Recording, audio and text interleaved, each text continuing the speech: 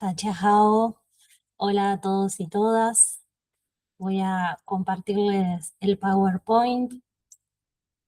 Bien, mi nombre es Verónica Garnier. Voy a hacer una presentación acerca del concepto de vacío en la poética china según François Chong. Voy a hablar un poquito de él, es una de las figuras más interesantes de la literatura francesa contemporánea, pero su historia también es puente entre dos mundos, ya que nació en China en 1929 y llegó a Francia en 1948.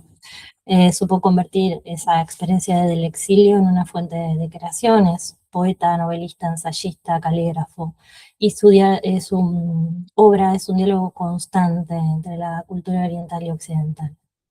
Es autor, entre otros libros, de La escritura poética china y Vacío y plenitud, dos libros que utilicé para desarrollar la ponencia. Bien, vamos a hablar de la primera idea, ¿sí? Del vacío como potencialidad dentro del poema. Para Chang, el poema no llena cada espacio, perdón, con palabras.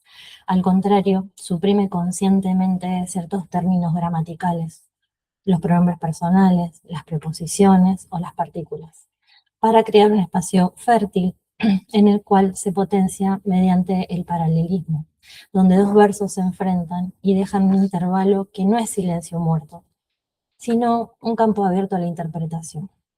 El lector ya no es un receptor vacío, sino un co-creador que habita ese espacio.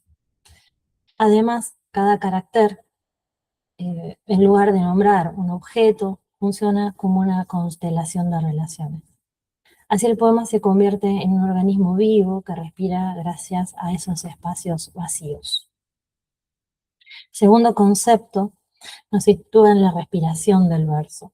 La poesía china no se construye con una sintaxis rígida, sino con una alternancia rítmica entre palabras llenas, verbos y sustantivos, y palabras vacías, partículas, comparativos o pronombres personales.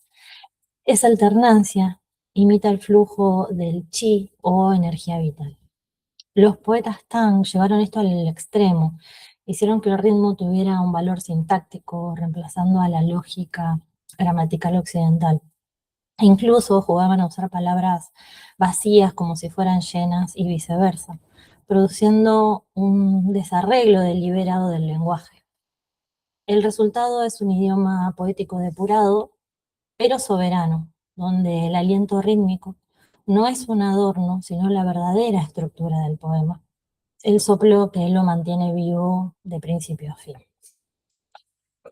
El tercer punto nos muestra que en la escritura poética vacío y lleno son aliados, no enemigos. El dístico paralelo juxtapone dos líneas con ideas afines o contrarias, pero sin explicar cómo se relacionan. ¿Sí? Ese espacio sin conectores es una tensión fecunda. El poema no avanza como un relato occidental, sino mediante saltos. El lector pasa de una imagen a otra sin un puente lógico aparente. Ese salto es el vacío que genera significado.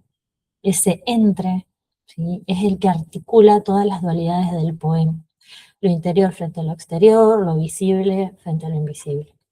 En la tradición china, este vacío relacional nunca cambió su función, siempre fue el medio por el cual las imágenes dialogan, se transforman y se completan mutuamente dentro del tejido poético. El cuarto aspecto nos invita a reflexionar sobre la actitud del poeta.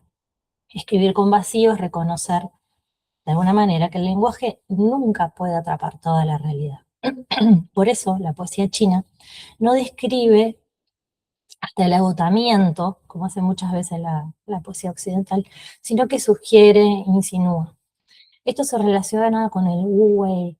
El poeta no fuerza un significado único, sino que deja que el poema resuene por sí mismo. Se convierte en un centro vacío, como el eje de una rueda que no tiene contenido propio, pero permite que todo gire a su alrededor.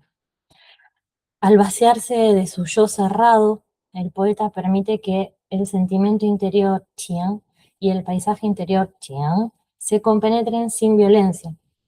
Esa es la verdadera plenitud poética. no acumular imágenes una tras de otra, sino disponerlas desde un corazón vacío que las toma sin deformarlas.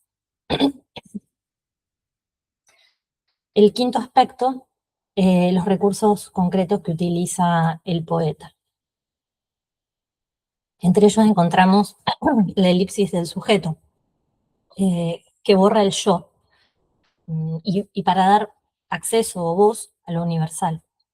El uso de partículas con función meramente rítmica, la yuxtaposición de imágenes sin conectores. Los poetas Tang jugaban a invertir el valor de las palabras, usaban términos vacíos como si fueran plenos, creando oposiciones internas que sacuden la lengua, ¿sí? El propio ideograma es un ejemplo. El carácter min, que significa luz, no describe la luz, sino que organiza la relación entre el sol y la luna dentro del poema. Gracias a esos procedimientos se produce una simbiosis entre el sentimiento y el paisaje, y el vacío permite que el lector entre en ese diálogo. Y lo más hermoso, tal vez, cuanto más vacío está el poema, más sentidos genera, más sentidos habilita. En cada lectura se recrea, se multiplica y se vuelve inagotable.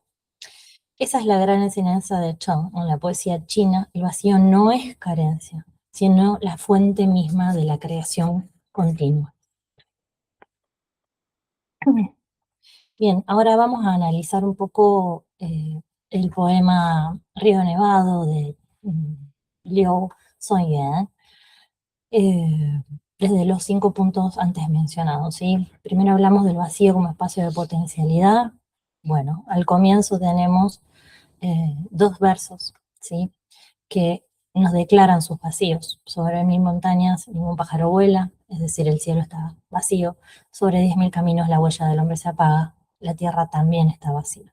No hay pájaros, no hay hombres, no hay movimiento. Pero ese vacío no es el final, es justamente el comienzo. Al despejar el mundo de toda presencia cotidiana, el poema crea un espacio de potencialidad pura, donde solo lo esencial puede aparecer. Y lo que aparece en el tercer verso es la figura mínima, una barca, un anciano.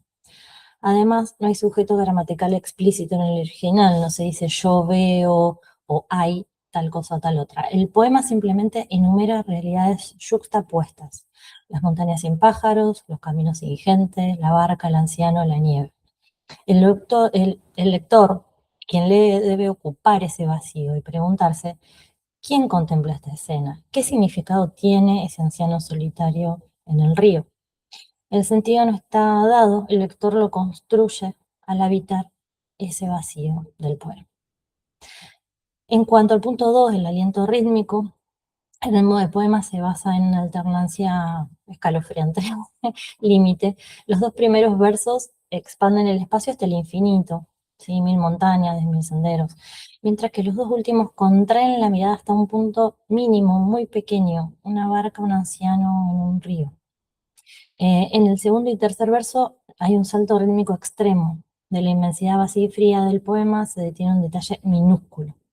Ese salto es el aliento del poema. El lector debe respirar en ese intervalo, pasando de la totalidad del paisaje a la fragilidad de una sola figura humana en la inmensidad.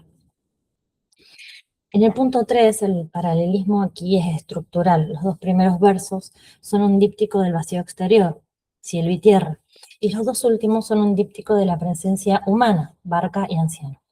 No hay evolución narrativa, el poema no cuenta una historia, es un salto estético de un polo a otro, y el vacío es el entre que permite que ambos polos se iluminen mutuamente. Aquí la función del vacío no es eliminar las dualidades, sino hacerlas posibles. La grandeza del universo y la pequeñez del hombre no se contradicen, se necesitan. El anciano es tan inmenso como las montañas porque está solo frente a ella y esa soledad lo llena de dignidad y lo hace resaltar. En cuanto al cuarto punto de la dimensión espiritual y ética, este poema es uno de los más citados del budismo zen y el taoísmo, precisamente porque no explica nada. No dice por qué el anciano pesca en el río, no dice si espera algo, no dice si sufre, goza. La sugerencia es todo. El anciano es el arquetipo del sabio que practica el Wu Wei. Su acción pescar no busca un resultado, es una acción pura, no impone nada al mundo, respeta el vacío del río, la nieve, no modifica el paisaje, se funde en él. Es como el centro vacío de la rueda que hablábamos antes. El poeta Liu Songyuan escribió este poema durante su exilio en una época de profunda soledad y fracaso político. Pero el poema no expresa amargura, la transforma en contemplación. El vacío del paisaje no es un abismo nihilista, sino un espacio de libertad, donde el espíritu puede respirar. La dimensión ética del vacío no está en la renuncia, en la explicación. El poeta no juzga al anciano, no lo compadece, no lo ensalza. Lo muestra y al mostrarlo sin comentarios permite que cada lector encuentre en él una imagen de su propia resistencia, de su propia soledad o de su propia paz. Esa humildad ante el misterio es la sabiduría suprema.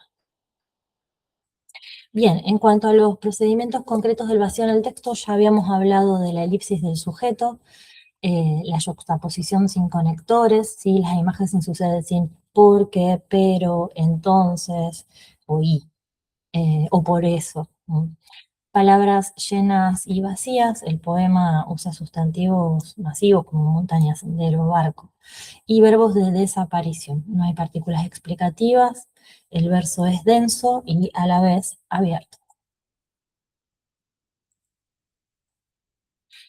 El ideograma o el carácter como campo de fuerza, los 1000 y 10.000 son números exactos, no son, o sea, son números exactos, sí, pero no lo son a su vez, sino que hablan de las fuerzas de la inmensidad, ¿sí? De lo inabarcable. Igual que extendido y desaparecido, no solo describen ausencia, sino que instituyen el vacío como cualidad del mundo. Perdón. Solo y solitario también son ideogramas o caracteres que organizan la relación entre el anciano y el universo. No nombran una cualidad subjetiva, sino justamente una posición relacional. Ya hablamos también de la simbiosis entre Qin y Tian. El sentimiento interior no se distingue del paisaje interior, se funden, ¿sí? Trabajan juntos. Em, la nieve es el frío del corazón y el corazón también es la nieve.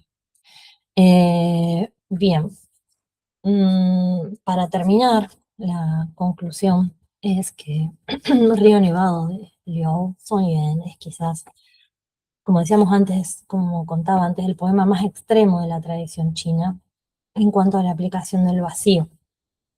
Y como dice François Chan, el vacío no es carencia, sino el principio mismo de la creación poética. Es aquello que permite la respiración, el ritmo, la sugerencia y el encuentro entre el poeta, el lector y el universo. Liu Songyuan, con 20 caracteres y una imagen de nieve eterna, lo ha convertido en una de las cumbres de la poesía universal. Gracias por llegar al final de la presentación. Xie xie, ta jia, zai jian.